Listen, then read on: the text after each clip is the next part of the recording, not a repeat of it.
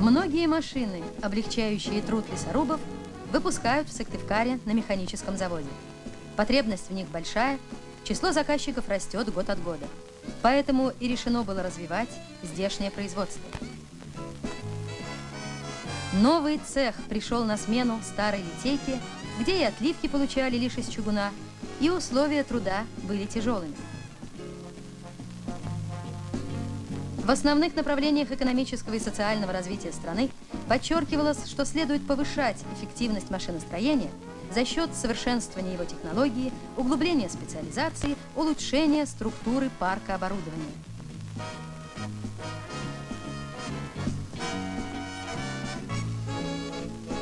На новом производстве в Сыктывкаре эти положения реализованы. Операции максимально механизированы, оборудование новейшее. Стальное литье отсюда будут отправлять и на родственные предприятия отрасли. По мощности и оснащенности этому цеху нет сейчас равных в Коми Республике.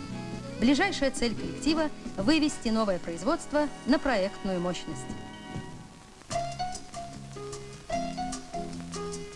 Рабочая совесть, отношение к своему труду, к коллективу, где работаешь, желание сделать как можно больше и лучше. Все эти качества наиболее полно проявляются в бригаде, где действуют законы товарищества, взаимовыручки. Бригада слесарей-ремонтников Александра Алексеевича Чагина трудится на Сыктывкарской фабрике нетканых материалов. Хоть и считается цех подготовительным, от работы слесарей зависит состояние всего оборудования фабрики.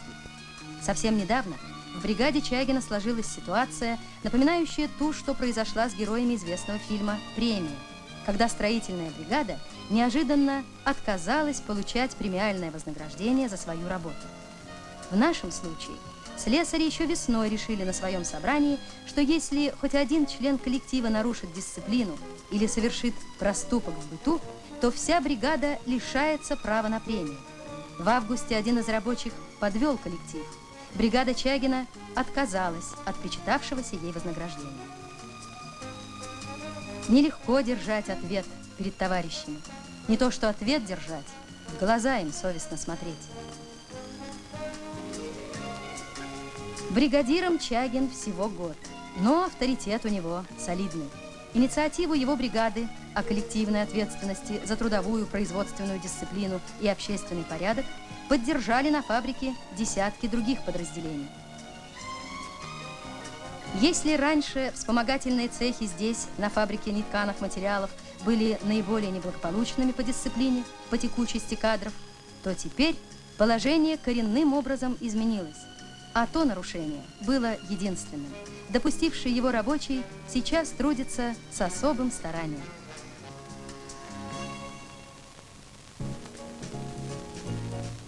Кандалакшский механический завод. Мы впервые побывали на этом небольшом предприятии. Но подобно тому, как большая река не может жить без сотен притоков, так и наши индустриальные гиганты не обходятся без множества небольших заводов. Они словно младшие братья, которые по-своему растут, развиваются, берут на себя немалую ношу. В Кандалакше выпускают различные рыбообрабатывающие машины и механизмы, запасные детали. Заказчики во всех промысловых районах страны. Машиностроители стремятся, чтобы все их изделия работали надежно, производительно, были удобными в эксплуатации, чтобы об их трудовой марке отзывались только добрым словом. Одна из последних новинок завода – погружной насос для рыбообработчиков. Недавно он экспонировался в Москве на выставке достижений народного хозяйства СССР.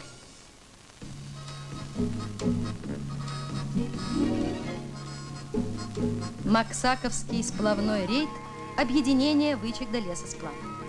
Предприятие тоже небольшое, из тех, что исправно питают большие реки индустрии. Но сегодня рассказ не об основной деятельности этого коллектива.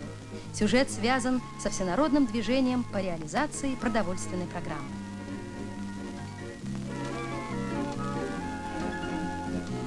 Бахча в Коми Республике, причем здесь сплавной рей.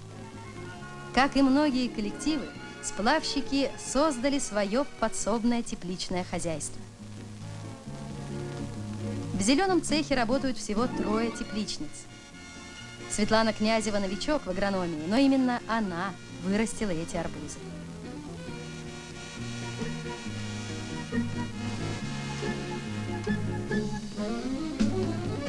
Конечно, северная Бахча – это пока лишь смелый эксперимент.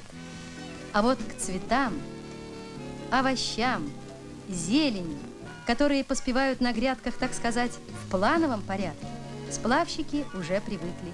Более 6 тонн огурцов, зеленого лука, укропа получено нынче со своего общественного огорода.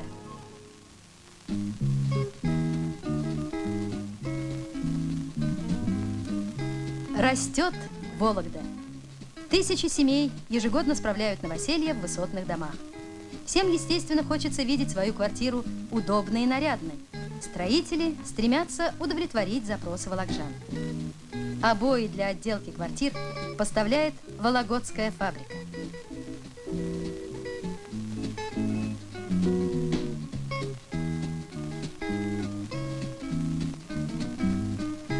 Предприятие это с более чем полувековой историей, своими традициями. Особая забота – ассортимент и качество продукции. Ежегодно художественный совет рекомендует ко внедрению около 20 новых рисунков обоев.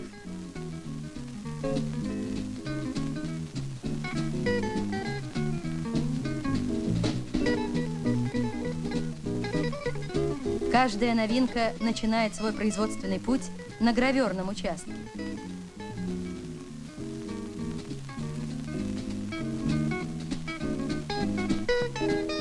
Юрий Христофорович Степанков на фабрике более 35 лет.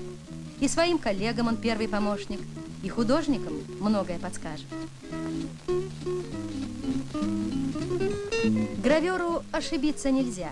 Тираж у каждого вида обоев 250-300 тысяч кусков в год. Каждый штрих, каждую линию десятки раз выверишь, прежде чем отдашь в печатный цех. И тут тоже в цене точность, тщательность, особая сноровка. За последние годы выпуск обоев в Вологде вырос почти в 2 раза. 1/5 их часть составляет продукция с государственным знаком качества. За успехи в увеличении выпуска и расширении ассортимента обоев предприятие признано победителем в социалистическом соревновании среди коллективов Всесоюзного объединения «Союз Бумага».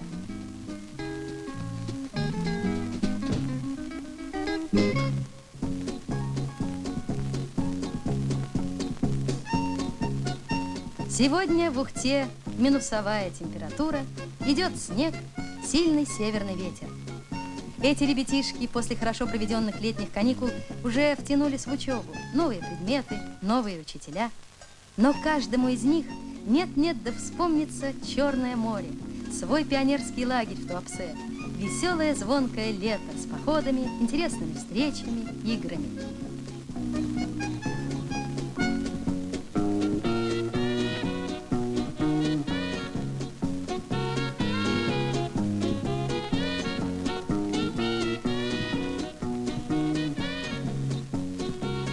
А как важно не сплоховать, когда взрослые доверили тебе серьезную ответственную работу. И здесь соревнование. Кто больше соберет яблок?